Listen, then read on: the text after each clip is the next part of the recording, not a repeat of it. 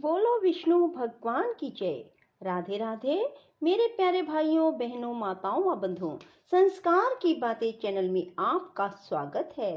बंधुओं, आज बैसाख मास में मैं आपके लिए लेकर आई हूँ बैसाख मास महात्म की कथा का 11वां अध्याय। बंधुओं, बैसाख मास में स्नान, दान, जप, तप आदि का बहुत महत्व है। कहा जाता है कि जो मनुष्य भी बैसाख मास में भगवान विष्णु का थोड़ा सा भी चिंतन कर लेता है, उसके पाप राशि का लय हो जाता है। जो मनुष्य भी भगवान विष्णु के स्तोत्रों को सुनता है, बैसाख मास महात्म की कथा को सुनता है, विष्णु पुराण की कथा को सुनता है या श्रीमद् भागवत गीता को सुनते हैं, उनके पापों का क्षय हो जाता है। बैसाख मास में जो भगवान विष्णु के कल्याणमय नामों का कीर्तन करता है, उन्हें पुण्य की प्राप्ति होती है। बंधुओं, यदि आपने हमारे चैनल को अब तक सब्सक्राइब नहीं किया तो जरूर करें और बेल आइकन दबाना ना भूलें, ताकि आपको हमारी आने वाली सभी वीडियोस की जानकारी सबसे पहले हो सके। बंधुओं, वीडियो को पूरी सुनने के बाद कमेंट बॉक्स में जय विष्णु भगवान, जय शिव शंकर भोलेनाथ जरूर लिखें। बोलो विष्णु भगवान की जय, शिव शंकर भोलेनाथ की जय। राजा मैथिल ने पूछा, जब कामदेव भस्म हो गया फिर उसकी उत्पत्ति कैसे हुई? श्रुतदेव कहने लगे, यह कथा स्वामी कार्तिक के जन्म की है, जो यश और पुण्य देने वाली है। जब महादेव जी ने कामदेव को जला दिया तो उसकी स्त्री रति अपने पति को भस्म हुआ देखकर शोक से मूर्छित हो गई। जब 2 घड़ी पश्चात उसकी मूर्छा गई तो अत्यंत विलाप करने लगी, जिससे सारा तपोवन दुखमय हो गया।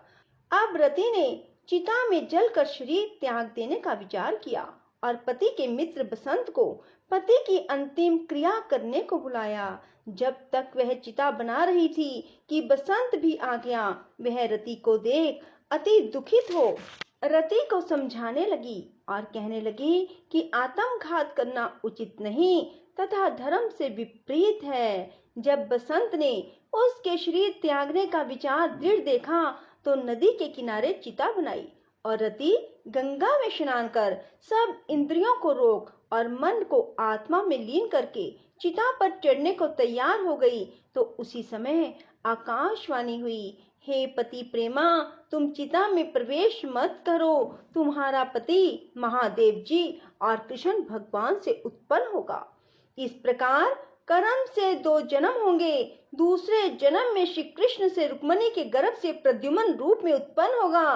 तो ब्रह्मा के श्राप से शंबर नामक राक्षस के घर में निवास करेगी। वही तेरा पति प्रद्युम्न तुमको प्राप्त होगा। इतना कहकर आकाशवाणी समाप्त हो गई। जब रति ने आकाशवाणी सुनी तो उसने चिता में प्रवेश नहीं किया। फिर जिनके कार्य की सिद्धि के लिए श्री शिवजी ने कामदेव को भस्म कर दिया था, उन सब देवताओं ने बृहस्पति, इंद्र और अग्नि को आगे करके रति को वरदान दिया कि आज से तेरा पति अनंग कहलाएगा और अंग वाले की तरह मरा हुआ भी दिखाई देगा। फिर कहने लगे, पूर्व काल में तेरा पति सुंदर नाम का राजा था। उस जन्म में भी तुम इसकी पत्नी थी, परंतु रज संकर कारिणी होने के कारण तुम्हारी यह दशा हुई। अब बैसाख मास में मंदाकिनी नामक नदी में स्नान करके मधुसूदन भगवान का पूजन तथा उनकी दिव्य कथा सुनने से तुम्हारा पति अवश्य तुमको मिल जाएगा। रति को इस प्रकार वरदान देकर सब देवता अपने अपने स्थान को चले गए और रति ने भी क्लेश से निवृत्त होकर मेष की संक्रांति में गंगा स्नान कर पवित्रता से अक्षुण शयन व्रत को धारण किया। इस व्रत को करने से उसको उसी समय कामदेव दिखाई दिया। उसने बैसाख मास में कर्तव्य धर्म नहीं किया था, इसी कारण परमात्मा का पुत्र होने पर भी अंगहीन हुआ। श्रुतदेव कहने लगे, जब महादेव पार्वती के सन्मुख खड़े हुए अंतर्ध्यान हो गए तो पार्वती जी खड़ी रह गई और सोचने लगी अब क्या किया जाए। तब उनके पिता हिमाचल उन्हें घर ले गए, परंतु पार्वती श्री शिव जी के गुणों पर इतनी मुग्ध हो गई कि उन्होंने अपने मन में यही ठान लिया कि श्री शिव जी ही मेरे पति होंगे। और वह अपने माता पिता के समझाने पर भी कुछ विचार कर श्री शिव जी की मूर्ति को अपने मन में धारण करके गंगा तट पर जाकर घोर तप करने लगी। भोजन आदि छोड़कर तप करते करते बड़ी बड़ी जटाएं उनके सिर पर हो गई। इस प्रकार 1000 वर्ष तक शिव जी की आराधना करती रही। एक दिन सायंकाल के समय श्री महादेव जी पार्वती जी की परीक्षा करने के लिए ब्रह्मचारी वेश धारण कर उनकी परन कुटी में आकर उनकी अचल भक्ति देखकर कहने लगे, हे भद्रे, जो तुम्हारे मन में हो वरदान मांगो। तब पार्वती जी कहने लगी, मैं यही वरदान मांगती हूँ कि आप मेरे पति हों। तथास्तु कहकर श्री शिव जी ने सप्त ऋषियों को बुलाया और उपस्थित होने पर उन्हें आज्ञा दी कि तुम हिमाचल के पास जाकर विवाह का प्रस्ताव करो। सातों ब्रह्मवादी ऋषि चारों तरफ प्रकाश करते हुए आकाश मार्ग से हिमाचल के घर पहुंचे। राजा ने उनका यथोचित पूजन आदि से सत्कार किया। तब ऋषियों ने कहा, हे राजा हिमाचल, तेरी कन्या पार्वती पहले दक्ष की कन्या सती थी, जिसने अपने पिता के यज्ञ कुंड में गिरकर अपने प्राण त्याग दिए थे। इनका पानी ग्रहण करने के योग्य सिवाय शिव के और कोई नहीं, इसलिए तुम अपनी कन्या का विवाह श्री शिव जी के साथ कर दो। तब हिमाचल ने कहा, मेरी कन्या ने तो छाल के वस्त्र पहनकर गंगा तट पर शिव जी के साथ विवाह करने के लिए अनशन व्रत धारण किया हुआ है, सो उसकी मनोकामना पूर्ण हुई।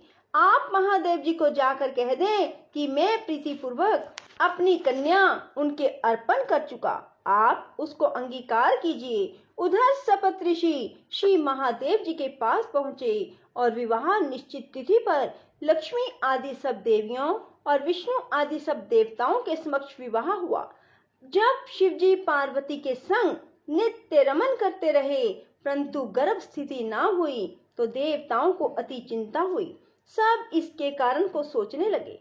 फिर विचार कर अग्निदेव को बुलाया और उनको समझाया, जिस समय महादेव जी रमन कर चुके तो तुम उनके सामने चले जाना।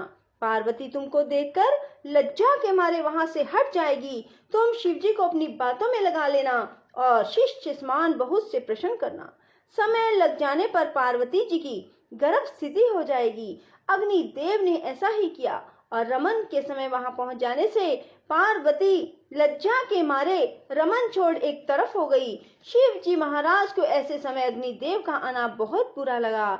उन्होंने शाप दिया कि मेरा वीर्य तुम्हारे मुख द्वार से तुम्हारे उदर में ग्रहण कर लिया, और 10 महीने बीत जाने पर उस तेज वीर्य को गंगा जी में डाल दिया। गंगा जी भी उनको सहन ना कर सकी और उसको सरकंडों में फेंक दिया। वहां पर उसके 6 भाग हो गए। तब ब्रह्मा जी ने 6 कृत्तिकाओं को भेजा। उन्होंने उन 6 भागों को जोड़ा, जिससे 6 मुख एक अंग ऐसी आकृति का बालक बन गया।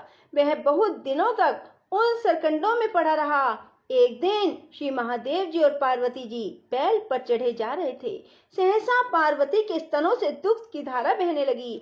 तब पार्वती जी ने महादेव जी से इसका कारण पूछा, तो श्री महादेव जी बोले, देवी, मैं इसका कारण कहता हूँ। देखो, यह पास में तुम्हारा पुत्र पड़ा हुआ है। फिर महादेव जी ने पिछली सारी कथा पार्वती जी को सुनाई और कहा, उसी को देखकर तुम्हारे स्तनों से दूध आ गया, क्योंकि वह तुम्हारा पुत्र है। महादेव जी की यह बात सुनकर पार्वती जी ने उस बालक को उठा लिया और अपनी गोदी में बिठाकर उनको अपने स्तनों से दूध पिलाया। इस प्रकार पार्वती जी पुत्र स्नेह से मुग्ध होकर उसको कैलाश में ले गई और उनका लालन पोषण करने लगी। शुद्धदेव जी कहने लगे, राजन, यह कुमार के जन्म की कथा मैंने तुमसे कही। बोलो शिव शंकर भोलेनाथ की जय, विष्णु भगवान की जय। राधे राधे, जय श्री कृष्णा। बंधुओं, यदि आपको हमारी वीडियो पसंद आए तो इसे लाइक करें और शेयर भी जरूर करें। धन्यवाद।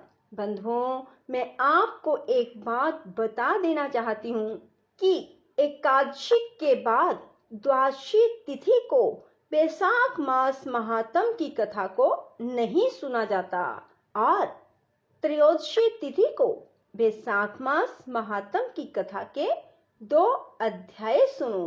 बंधुओं, यदि आपको हमारी वीडियो पसंद आए तो इसे लाइक करें और शेयर भी जरूर करें। धन्यवाद।